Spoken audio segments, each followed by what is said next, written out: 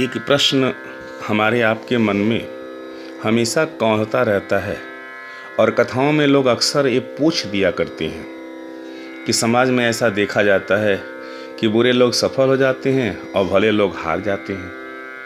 तब बहुत से लोगों के मन में ये भावना आ जाती है कि अच्छे बनने से अच्छाई से फ़ायदा क्या।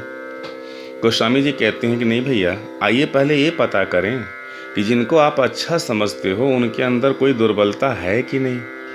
बोले देवता यानी भला व्यक्ति भी अपनी दुर्बलताओं के कारण ही हारते हैं। देवता कौन है? जो पुण्यों के फलस्वरूप एक दिव्य शरीर प्राप्त कर लिया। देवता यानी भला व्यक्ति भी अपनी दुर्बलताओं के कारण ही हारता है। अब आप इसे समझिए, जैसे युधिष्ठिर को ले लीजिए। युधिष्ठिर धर्मशील हैं, सत्यनिष्ठ हैं, सद्गुणों से युक्त हैं और वे दुर्योधन से जुए में हार जाते हैं। अब हम और आप समझते हैं कि युधिष्ठिर धार्मिक हैं और दुर्योधन अधार्मिक है, इसलिए जुए में युधिष्ठिर को ही जीतना चाहिए। पर असली प्रश्न यही है कि क्या जुआ खेलने में भी धार्मिक को ही जीतना चाहिए क्या? अरे भैया, जुआ तो स्वयं ही एक अधर्म है। तो यहाँ युधिष्ठिर की पराजय धर्म की पराजय नहीं, बल्कि युधिष्ठिर की दुर्बलता की हार है।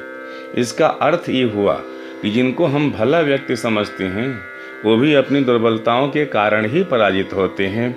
जैसे देवता और दैत्य। देवता भोगी हैं, दैत्य भोगवादी। अब आप प्रश्न कर देंगे कि ये भोगी और भोगवादी क्या है? तो हमारा आपका जो मन है जब भोगों को भोगना चाहता है तो उसको भोगी कहते हैं। अब देवताओं की स्थिति क्या है? देवता मन से भोग तो चाहता है लेकिन बुद्धि से भोग को बुरा मानता है, और ये देवता भोगी हुआ। यानी मन से भोग चाहता है लेकिन बुद्धि से भोग को बुरा मानता है। और दैत्य क्या है? दैत्य मन और बुद्धि दोनों से भोगों का समर्थन करता है, इसलिए वो भोगवादी हुआ। यही अंतर हुआ, मन और बुद्धि दोनों से भोगों का समर्थन करता है, इसलिए भोगवादी हो गया। अब आप सोचिए, जब दोनों लड़ेंगे तो कौन जीतेगा? जब दोनों का संघर्ष होता है तो दैत्य भोग छीनना चाहता है और देवता डरता है कि मेरा भोग छिन न जाए। उसे मरने का उतना डर नहीं, इतना भोग छिन जाने का है। इसीलिए देवता भगवान की भी भक्ति करता है और राक्षसों की सभाओं में उन्हें भी रिझाने चला जाता है। देवता चाहते हैं कि जीवन में भोग बना रहे, चाहे ईश्वर की कृपा से बना रहे, चाहे राक्षसों की प्रसन्नता से बना रहे। आज इस प्रसंग को यहीं विराम देता हूँ, आगे अगले एपिसोड में पुनः सुनाऊंगा।